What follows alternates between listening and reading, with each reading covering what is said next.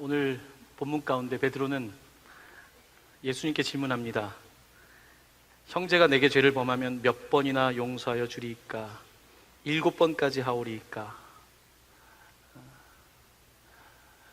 우리 사람들은 세상을 보는 관점이 있습니다. 그 가운데 숫자로 세상을 보는 것이 우리가 익숙한 방식입니다. 우리는 수학이라는 방식으로, 숫자라는 방식으로 세상을 이해하면서 살아갑니다. 일주일에 몇 번 예배해야 될까요? 남편이 일주일에 설거지는 몇 번 해야 될까요?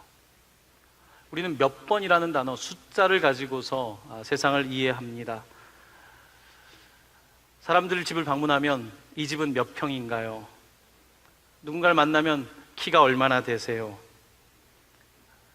옆에 있는 사람에게 월급은 얼마를 받으세요? 옆에 있는 친구에게 너는 몇 점을 받았니? 우리는 세상을 살면서 굉장히 숫자에 관심이 많습니다. 숫자는 세상을 읽어내는 중요한 방법론입니다. 어릴 때부터 숫자를 배우고 숫자를 통해서 세상을 압니다. 감옥에 가면 이름을 부르지 않고 숫자로 그 사람을 부르지요. 숫자에는 여러 가지 의미들이 담겨져 있습니다. 근데 이 숫자라고 하는 것이 재밌는 것은요, 보통 숫자를 자기에게 적용하기보다는 다른 사람에게 적용하는 것이 참 쉽습니다. 회사에 직원이 있으면 몇 시에 출근을 했는지, 몇 시에 퇴근을 하는지, 나는 출근 늦을 때도 있고 퇴근 늦을 때도 있으면서 다른 사람에게 숫자를 적용하기가 참 쉽습니다. 숫자는 보통 그렇게 자기에게 엄격한 잣대가 되기보다는 다른 사람을 평가하는 기준이 될 때가 많습니다. 오늘 베드로는 예수님께 물어봅니다. 몇 번이나 용서해야 됩니까? 용서라고 하는 말에 몇 번, 7번이면 됩니까? 라고 물으면서 그는 자기를 드러냅니다. 7은 완전수죠. 7번 용서하면 됩니까? 그는 숫자로 용서를 이해하고 있습니다. 자, 숫자로 용서를 이해하려고 하는 베드로에게 예수님은 어떻게 응수하실까요? 저는 오늘 성경을 읽으면서 혼자 많이 웃었습니다. 예수님의 위트와 재치, 그 유머 감각 때문에 웃었습니다. 물론 여기에는 쉽게 유머 감각을 찾기 어려울지 모르겠지만 잘 보면 예수님의 유머 감각을 저는 엿볼 수 있었습니다. 예수님께 베드로가 몇 번이나 용서하면 됩니까? 7번이라고 물었을 때에 본문을 보면 예수님께서 뭐라고 답변하시냐면 7번씩 70번까지라도 할지니라. 7을 물었는데 예수님께서 거기다가 70을 붙이면서 490번. 숫자로 베드로 용서를 말하고 싶으면 내가 너에게 같이 숫자 노름을 좀 해볼게. 세상을 숫자로 이해하는 너에게 내가 숫자에 대한 이야기를 해줄게. 7번 용서하면 됩니까? 예수님께서는 7번을 70번까지 용서하면 안 될까라고 말씀하시면서 이제 여러분 장부, 회개에 관한 말씀을 하십니다. 오늘 본문은 숫자에 익숙한 베드로에게, 숫자에 익숙한 우리들에게 예수님의 수학을 가르쳐주는 장면인데요, 예수님의 말씀은 이렇습니다. 얘들아, 천국은 그 종들과 결산하려 하여 하던 어떤 임금과 같다. 천국을 결산, 숫자에 대한 진짜 이야기를 꺼내기 시작하십니다. 천국은 마치 이런 거다라고 말씀하시면서 한 사람이, 한 종이 임금에게 큰 빚을 졌는데 그 빚을 무슨 사고를 쳤는지 어마어마한 빚을 졌는데 그 액수가 1만 달란트. 한 달란트는 은 35kg인데요 6천 데나리온에 해당하는 돈, 그러니까 6,000일을 일해야지 벌 수 있는 돈이 한 달란트니까 1만 달란트는 누가 계산을 했는데 16만 4천 년 동안 일해야 되는 돈입니다. 16만 4천 년. 지금 예수님은 베드로가 숫자를 꺼내니까 우리 한번 숫자 얘기해 볼까? 7번 용서하면 됩니까?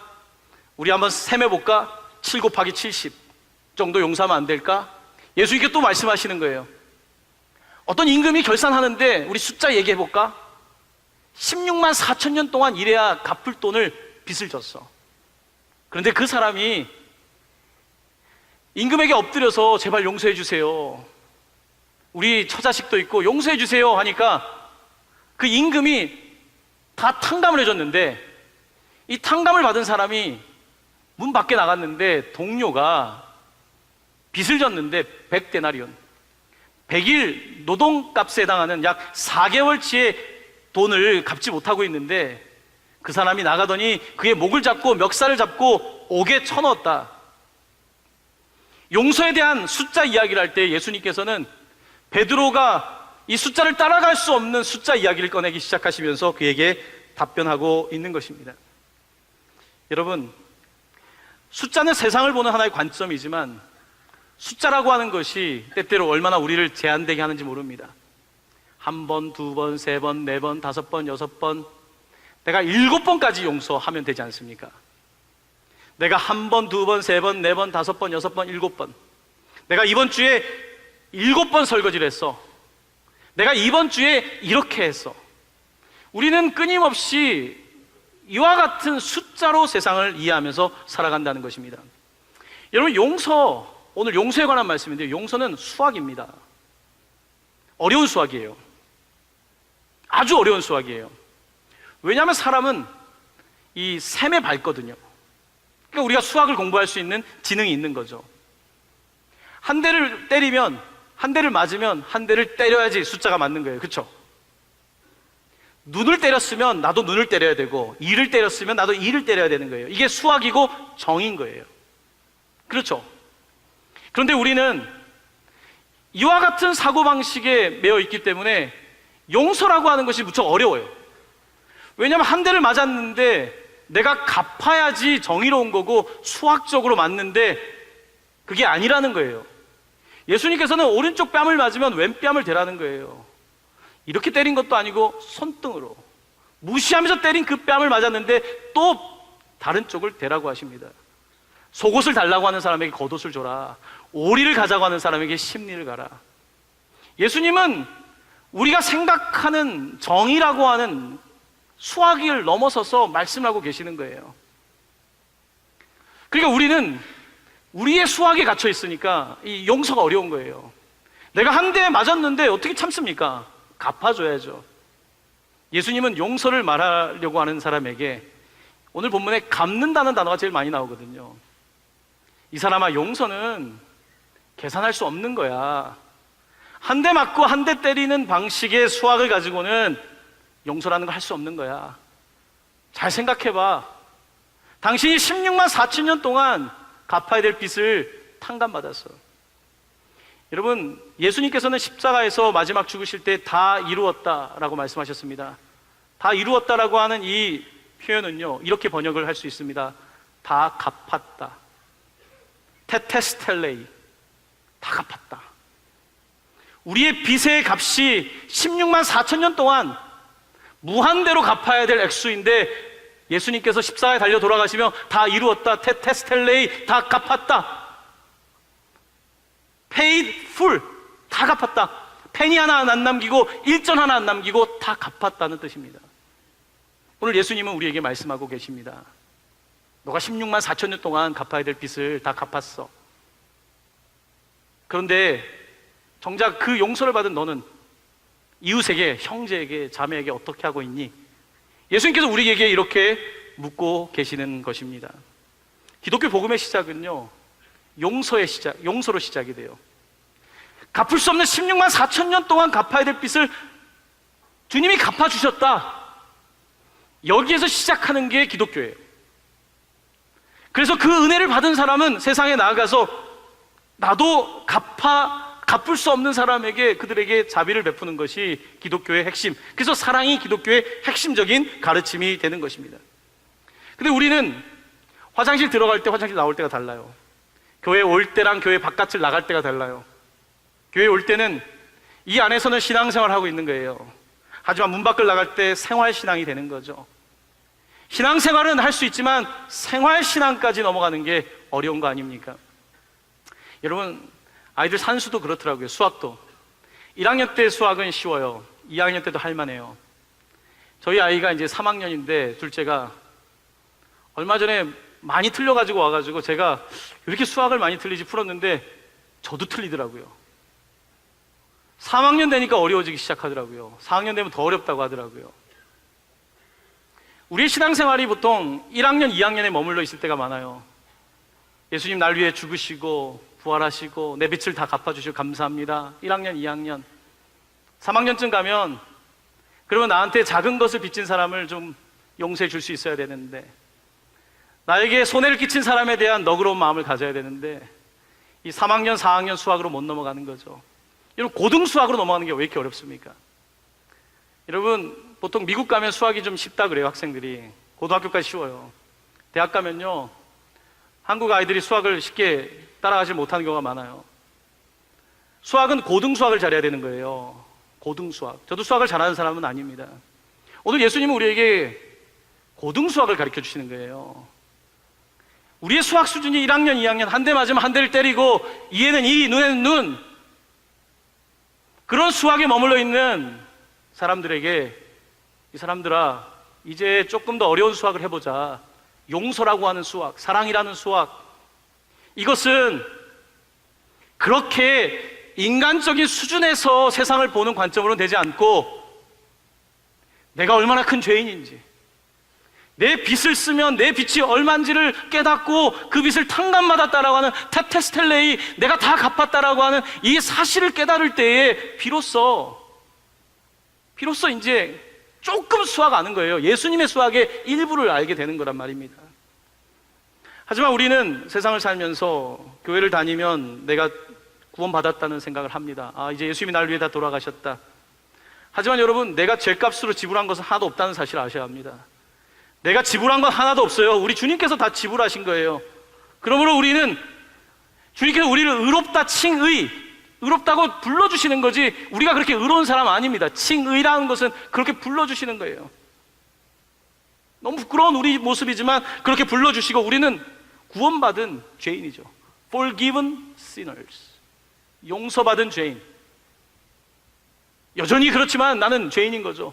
와, 구원받았다 하고 남의 멱살을 잡을 그 정도 인간이 되는 것이 아니고, 우리는 그 용서를 받았기 때문에 하나님 앞에서, 주님, 나도 부족하지만 용서하게 해주세요, 이렇게 살아가야 된다고 우리 주님 말씀하고 계시는 것입니다. 우리에겐 지금 성숙의 때가 필요합니다. 신앙의 성숙의 때가 요청되고 있지요. 하나님은 우리를 용서하시고 용서를 요구하십니다. 오늘 본문을 보면요, 또 자주 등장하는 단어가 있습니다. 그 단어는 불쌍히라는 단어예요. 주인이 화를 내요. 왜 화를 내냐면, 그 종에게 내가 너를 불쌍히 여겼는데 너는 그 옆에 있는 왜 동료를 불쌍히 여기지 않니? 너는 내가 수학적으로 계산할 수 없는 무한대에 용서를 했는데 왜 너는 옆에 있는 친구에게 너의 그 좁은 소견의 수학을 적용하고 있니? 겨우 수학 그것밖에 못 풀면서 어떻게 너는 그 친구에게, 그 동료에게 불쌍한 마음이 없니? 너가 겪은 일을 생각해봐. 너가 나한테 빚을 얼마나 졌는데, 너의 사고 친 게 액수가 얼만데, 갚을래도 갚을 수 없는 그 사고 친 거를 내가 갚아주려고 하나밖에 없는 나의 아들을 주었는데, 근데 너는 지금 그 은혜를 받고 구원을 받아놓고서 지금 뒤에서 카운팅하고 있니? 매스메릭 수학하고 있니? 우리 주님은 우리에게 이렇게 묻고 계시는 것입니다. 불쌍히 여기는 마음, 긍휼히 여기는 마음, 자비하는 마음, 공감하는 마음, 아파하는 마음. 용서라고 하는 말은 얼굴 용자에다가 서자는 같은 마음을 붓는다는 서자입니다. 같은 마음으로 보라는 거예요. 옆에 있는 사람을 보면서, 나도 지금 얼마 전까지 그냥 빚이 이렇게 많았던 사람인데 옆에 있는 사람을 봤더니 비슷한 얼굴이니까 용서를 해줘야 되는데, 그 얼굴을 읽지 못하는, 불쌍히 여기지 못하는 바로 모습에 대해서 오늘 주님께서는 말씀하고 계시는 것입니다. 용서는 어려워요. 왜냐하면 우리는 기본적으로 하나의 하나니까. 하나에는 하나로 갚아야 되는 거예요. 1 더하기 1은 1이고 1 빼기 1은 0인, 이와 같은 수학에 갇혀있는 우리에게 우리 주님께서는 용서에 대하여 말씀하고 계시는 것입니다. 그리고 용서하면 나만 손해인가요? 그거는 일반 수학이죠. 용서하면 나만 손해인 거죠. 왜냐하면 내가 왜 용서합니까? 맞았는데 내가 갚아줘야죠. 복수해야죠. 갚는 것이 잘하는 거 아닙니까? 그게 산수도 맞고 수학도 맞는 거 아닙니까? 자, 그런데 우리 주님께서는 그렇지가 않다. 세상은 그렇게 산수가 아니야, 이 사람아.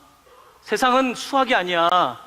수학은 세상을 보는 하나의 눈일 뿐, 수학이 진리인 것도 아니다. 수학적 진리가 있지만 사랑이라고 하는, 용서라고 하는 이 진리는 수학으로 해결할 수 있는 게 아니야 라고 말씀하시면서 오늘 우리에게 불쌍히 여겨라. 수학 잘하는 것보다 옆에 있는 사람을 긍휼히 여기는 것이 더 하나님 기뻐하시는 것이다. 용서하면 손해보는 것이 아니라 너가 더 얻게 되는 게 많다. 용서하면 뭘 얻을까요?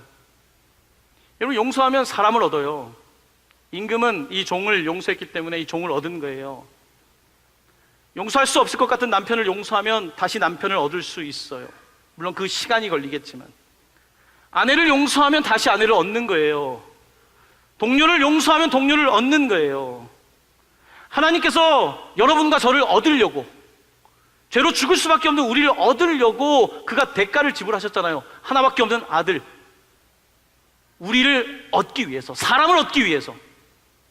하나님은 사람의 가치를 16만 4천 년보다 더 높게 두시기 때문에 바로 여러분과 저를 위해서, 우리라고 하는 내가 보기에는 별 가치가 없는 나라고 할지 모르겠지만 주님은 이 가치가 없는 나를 위해서 최고를 주시고 수학을 적용하지 않는다는 거죠. 용서의 수학, 사랑의 수학, 고등 수학 중에 고등 수학이지요. 용서를 하지 못하면 힘들어요. 많은 정신질환의 핵심에는 용서가 있습니다. 이거는 많은 리서치 결과예요. 왜 내가 이렇게 정신적인 우울증이나 고통 가운데 있는가? 용서가 쉽지 않은 거죠. 용서가 그렇게 빨리 쉽게 되는 건 아닙니다. 하지만 성경은 용서의 리서치를 우리에게 이야기하는 게 아니라 너가 용서받았다, 너가 용서받았으니까 너도 용서해. 그런데 여러분, 용서와 화해란 단어가 달라요. 나에게 심각한 폭행을 하고 나에게 성폭행을 하고 나에게 고난을 줬던 사람이 있다면 내가 그 사람 다시 만나면 싫잖아요. 그건 화해예요. 얼굴을 맞닥뜨리는 건 화해예요. 화해하지 못하더라도 아직 그 사람 만날 자신 없잖아요. 그렇지만 내가 마음으로 용서할 수 있는 거예요. 내가 용서는 그 사람 안 만나도 할 수 있는 거예요. 이 용서를 하기 시작할 때 놀라운 일이 일어나요. 감옥에서 벗어나게 돼요. 오늘 본문은 감옥이라는 얘기가 계속 나와요. 용서하지 못한 사람에게 평생 감옥에 있어라 말씀하지 않습니까?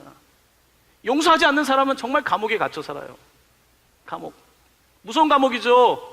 몇 년 살고 나오는 감옥이면 괜찮은데 끊임없는 미움의 감옥, 끊임없는 내 안에 있는 수치의 감옥, 자유를 느끼지 못하고 살아가는 그런 삶을 살게 되는 거죠. 용서는 새로운 미래를 위해서는 반드시 해결해야 될 부분입니다. 과거를 청산할 수 있는 부분이죠. 용서하지 못하면 자유가 없죠. 어떻게 자유가 있습니까? 용서하지 못하면요, 사실 내 정신적인 에너지를 미워하는 데 많이 쓰게 돼요.